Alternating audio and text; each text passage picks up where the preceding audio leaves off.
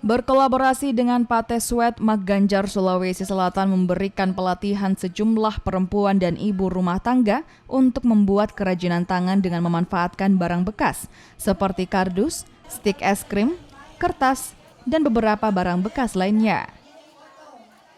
Dalam pelatihan yang didominasi oleh ibu rumah tangga yang berasal dari Maros, Makassar, dan Goa ini diajarkan untuk membuat bingkai foto yang nantinya dapat dijual mulai dari harga Rp50.000 hingga Rp60.000. Dengan kegiatan ini, para ibu rumah tangga dapat membantu suami untuk meningkatkan perekonomian keluarga.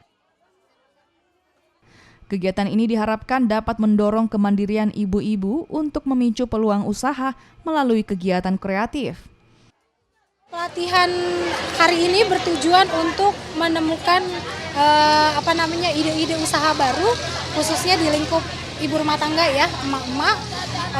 Lalu juga menciptakan lapangan baru, lapangan pekerjaan baru, juga untuk merubah pertumbuhan ekonomi. Pelatihan ini semoga bisa berkontinu untuk para ibu rumah tangga dan bisa diimplementasikan dalam kehidupannya untuk menjadi usaha baru untuk ibu-ibu.